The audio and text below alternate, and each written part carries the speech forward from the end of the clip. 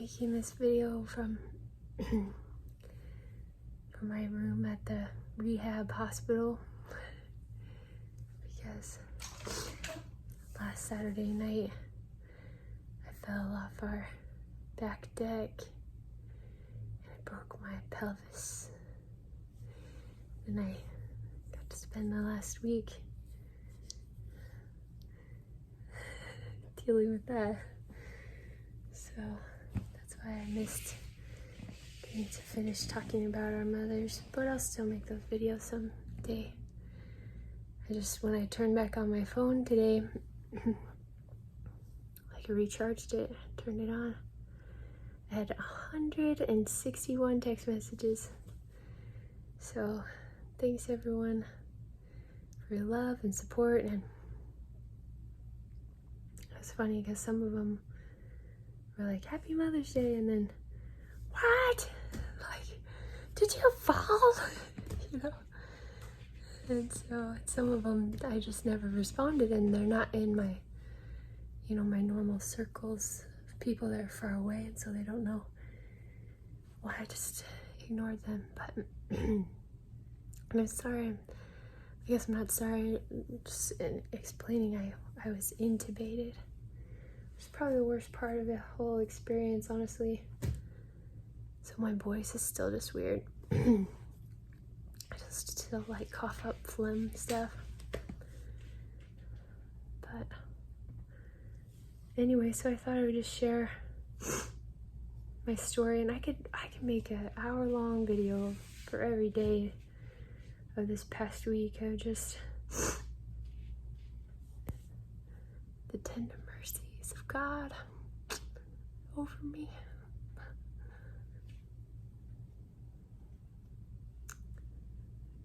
So I don't know how I'll make this fast. If you're watching this, you know that brevity is not one of my strong suits. My husband rescued my Crocs from the forest. Still mud on them. It's my first time wearing them today. It's my first time being alone too. He went to go take the kids to church. So, I guess I'll just start at the beginning and just do my best to share the story. So, I nursed our baby to bed, and then on Saturday night, and then was just starting to put the other kids to bed, and one of our little 4-year-olds really wanted a snack before bed, and he just really wanted some popcorn, so I was like, okay, whatever, I don't even care. But there was still some popcorn in the tin from the last time he had popcorn. He didn't want to eat the stale popcorn, so he, I'm just gonna get a drink here. I've passed my little cup. So I was like, okay, I'll just go dump this stale popcorn out into the forest for the birds. So I went out and I leaned against the railing, and the whole side of the railing just fell off.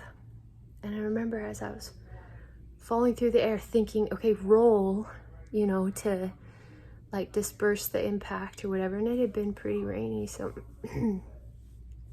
so it was like muddy, but I landed.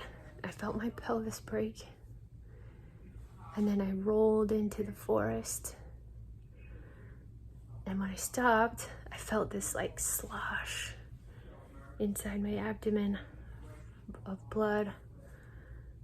Apparently I was just like peeing blood for the whole first day and a half or whatever. But it didn't break the skin, so there wasn't blood like on this site, Once I stopped rolling and I was like, okay, I'm alive. And I just called out, prayed to God, and I made this long, low sound. I remember just like, oh. And then I just spoke the names of each of my holy ones aloud, asking them to be with me. And I just gave it to God, the whole, whatever was gonna happen. And I reached out with my hand, and there was a tree. There's a tree right next to me, right next to my face. You can still see it. There's kind of some bruising still, my elbows and stuff. But anyway, so I just held on to that tree. And then I heard our little son say, "Mom, did you fall?" And I said, "Yes, go get Dad." And so then I just heard all of a sudden all the kids just screaming, and my husband came out, and I said, "Please call 911. I need to go to the hospital," obviously. So he called, and my brother was visiting for Mother's Day weekend, and so he came out and they gave me a blessing. I asked if they would give me a blessing, and our neighbor, our old, like our neighbor's dad, had heard me fall, and so he came through the forest, and he also prayed over me. Just so sweet. In the name of Jesus, you know. And then the ambulance came, and everyone kept asking me, you know, "Can you move your neck? Can you feel your feet?" Whatever. And I kept being like, yeah, I'm like, I'm fine. Like, it felt like it should be pretty obvious to everyone that like my pelvis was like this instead of like being together. So I was just like laying there on my side or whatever. It was so painful. So they strapped me to the board and they carried me back up the hill. It was so muddy and slippery. It was just so bad. And I could just hear my kids just crying and screaming. I remember seeing our oldest like waving by, you know, "It's gonna be okay, Mom."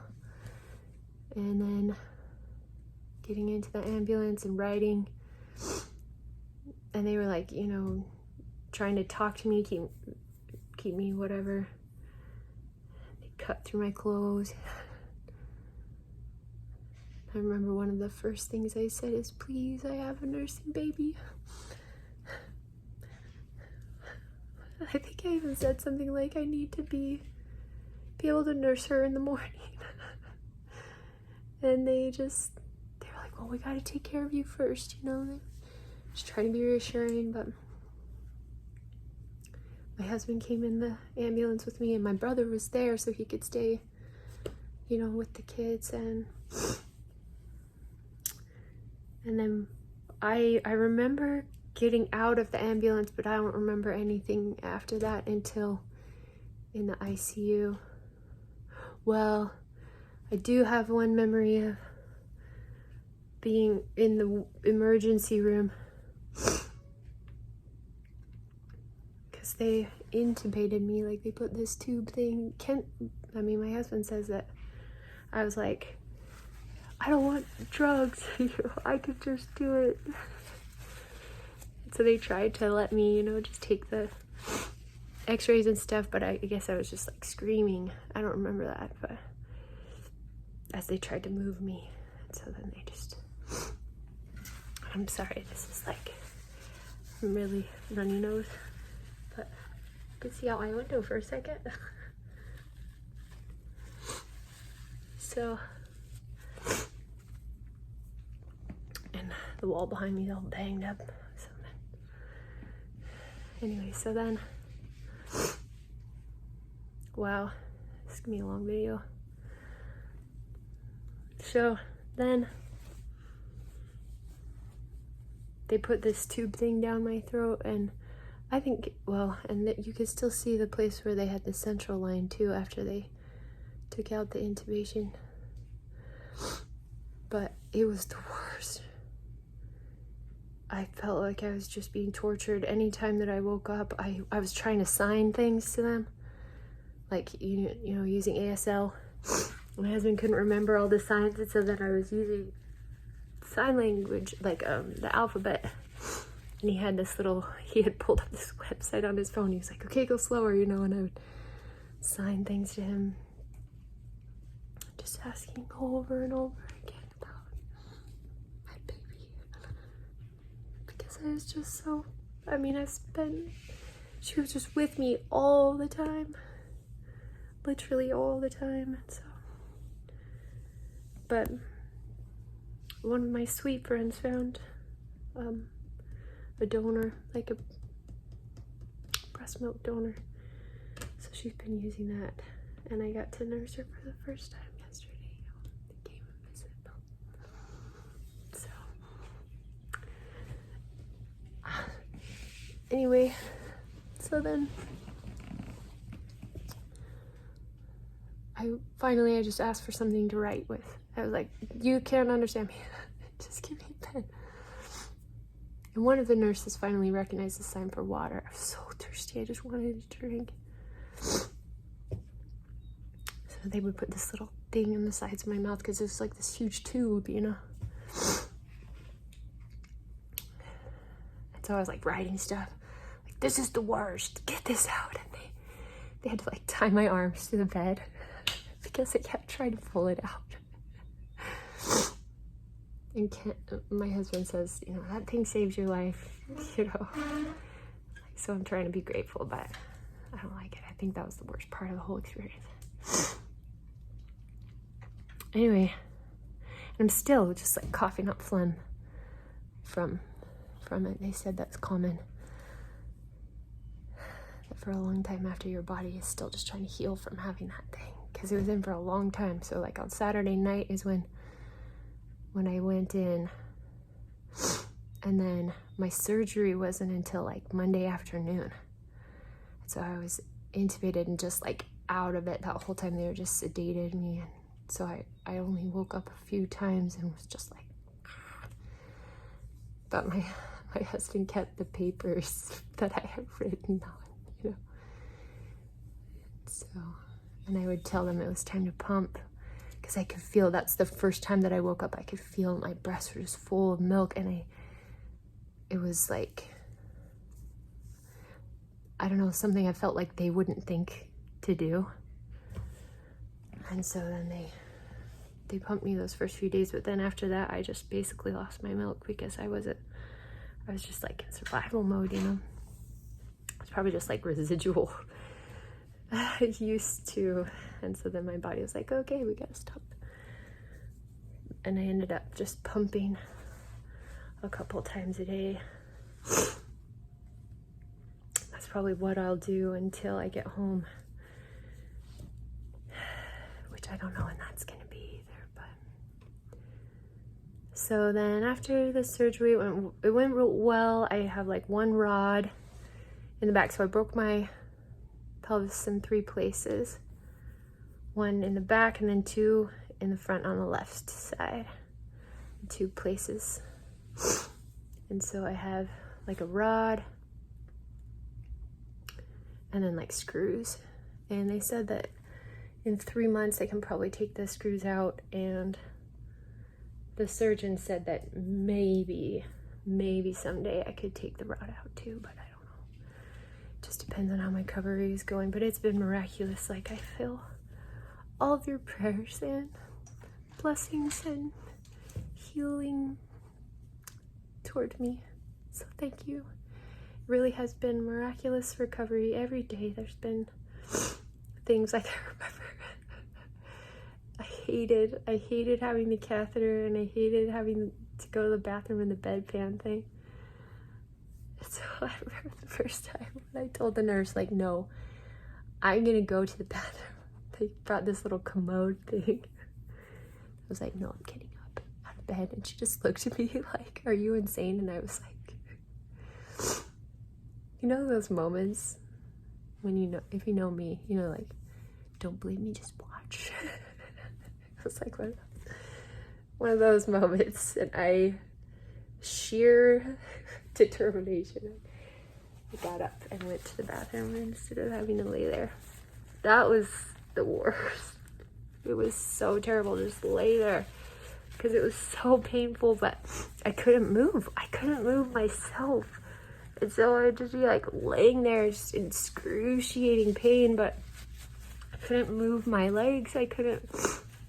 And it wasn't like I didn't have any didn't have any like neurological damage. It was just like the shock, like my body would not respond. I'd be like, come on, leg. Nothing, you know? So, and for a long time, after I got the intubation tube out, I couldn't talk. I just had to whisper. But even now, still, it kind of hurts. It's probably the most I've talked. At least straight. But, yeah. So, those first couple of nights, my dreams were like psychedelic, you know, because I had all these drugs. And as soon as I woke up and got to start making my own choices about what was going into me, then I asked to stop taking all these different random medications that then you just had to take other medications to, like, combat the side effects of. It's like, just leave my body alone. But I am grateful, like, my oldest has always, at least for the past while, has been like, you have such a negative belief system of Western medicine, blah, blah. This has softened my heart towards that, because they pulled me out of the forest, and yeah, so I'm grateful.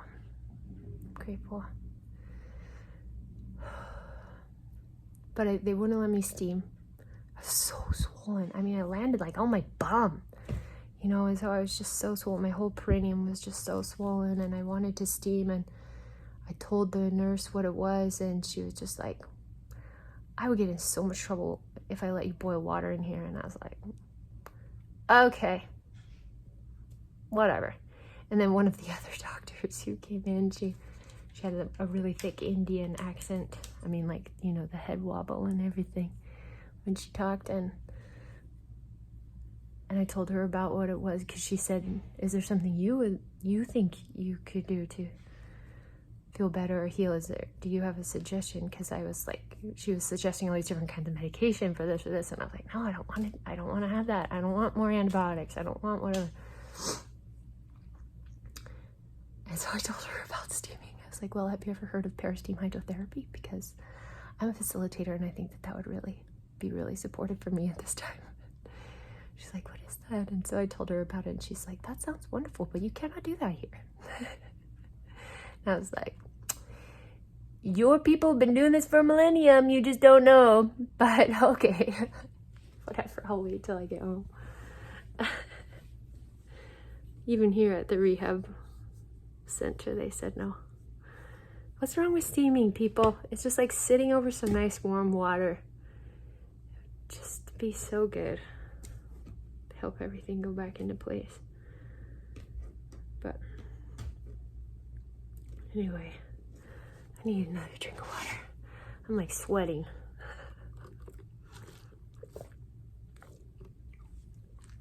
Been running low grade fever, like 99.6, 99.8, pretty much the whole time. Anyway, so I don't know what else to say. I mean, they moved us from the emergency room into the ICU, and then like a couple days after that, they moved us into a normal room at the hospital, which was like awesome, because then they stopped drawing so much blood. I mean, like, I have so many medical injuries. I'm not trying to be rude. Like, they're just trying to keep me alive, whatever. But they just have to do so much testing, you know, or they choose to do so much testing. And so once we got out of the ICU, then there was a lot less of that. Oh, sorry. I don't mean to be like grimacing on the screen. I guess I just look like, you know, a hospital patient. That's what this video is about. So you're getting the real deal.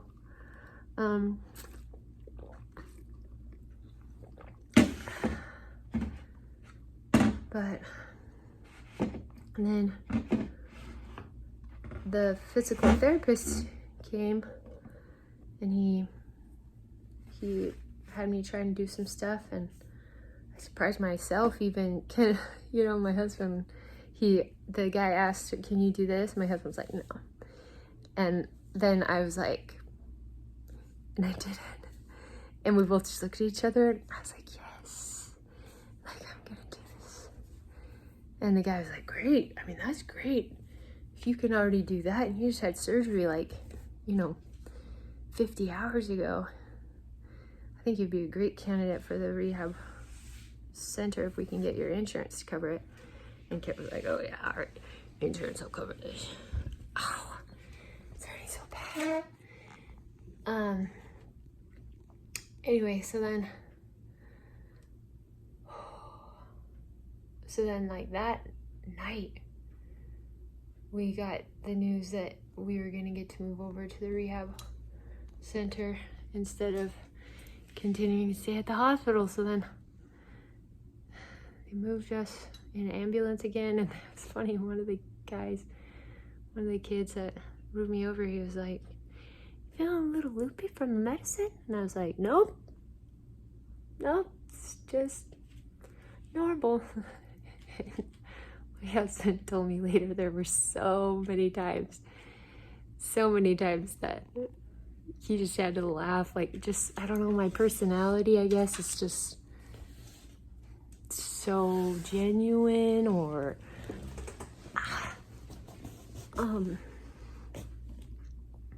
just different than people are used to. I don't know, but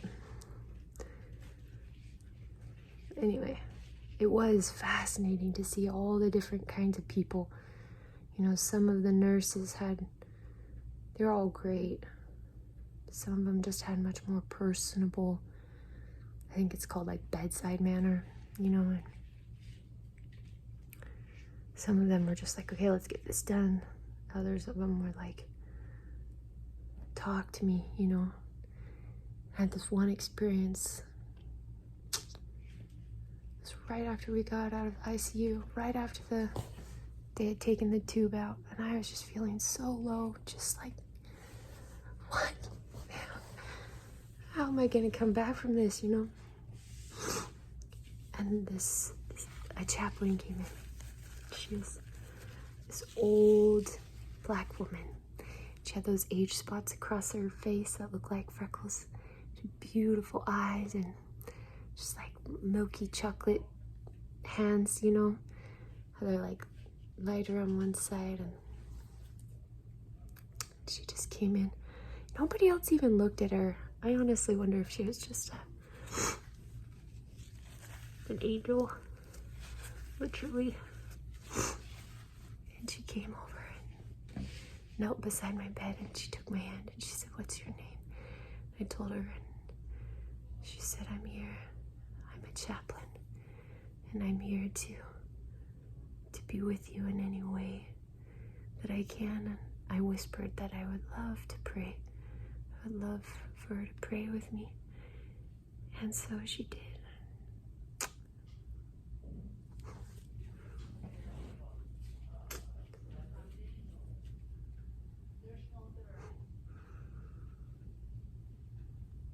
And as soon as she got up to leave, I wanted to be like, wait, will you sing me a song? Because it was just so dark, and there was no music, there was no sunshine or fresh air or plants. When my kids came to visit me yesterday, one of my sons brought me a little leaf. I just held that in my hand for a long time. Now I can go outside. We went on a walk yesterday in my wheelchair.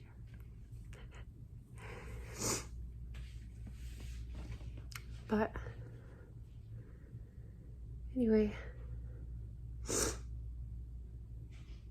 there's been, and it's so hard to sleep because it's just so painful. And I'm basically only taking like Motrin, like acetaminophen and ibuprofen, like on an alternating schedule. So that keeps my pain level mostly back down to like a somewhere between a 5 and a 7. When I'm moving, it sometimes spikes up, to a 9, but it calms back down a little. But probably the most relief I've experienced yet is maybe like a 3. It's the first time that I got to lay on my stomach. I just cried. It was so nice to not be sitting or laying on my back, because I'd fallen on my bum and then I just had to like keep laying there. And it was so... This video is like never gonna load.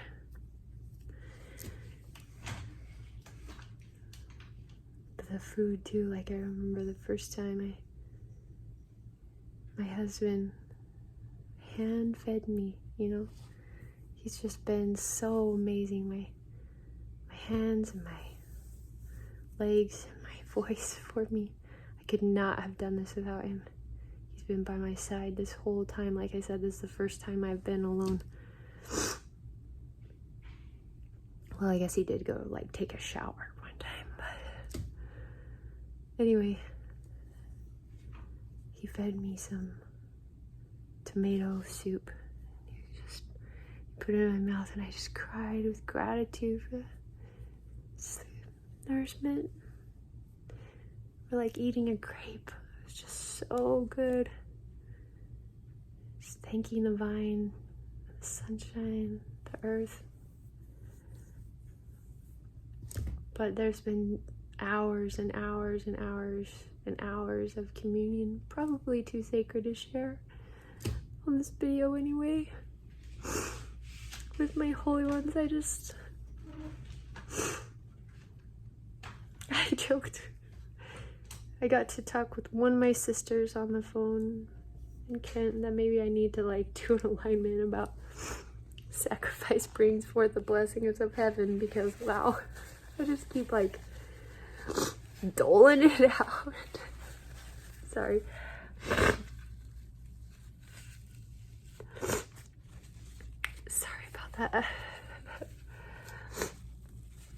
But anyway, they're so good. And I don't know if this like had to happen. The way that I see things, it's like there's like all these different possibilities, and one drops out, one drops out, one drops out, until there's just one left, and then that's the path that you go on.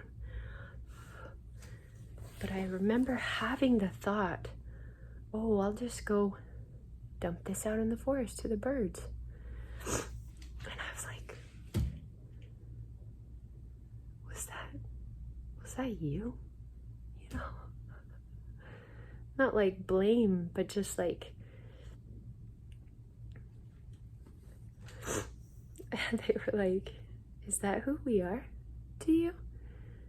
Just like, we just like, oh, let's see if Allison can handle this one. Like, oh, I don't think it's like that. I think we get to say, I want to be this person. And then there's a lot of possibilities how we can become that. Who we want to be.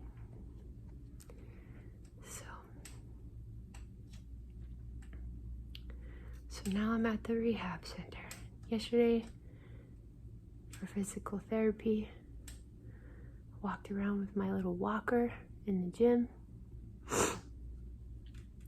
And everyone said I did really good. I can bear weight on my right leg, but my left leg is toe touch only for the next 8 weeks or 7 weeks or something. So I'm just gonna use a walker. I'll probably be here for like maybe another week and a half or so, and then I can go home. And then we'll see how things go from there. So thank you all again so much for your prayers and love.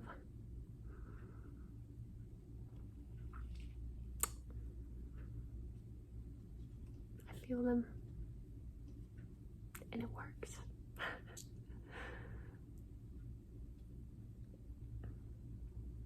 Okay. Shabbat shalom.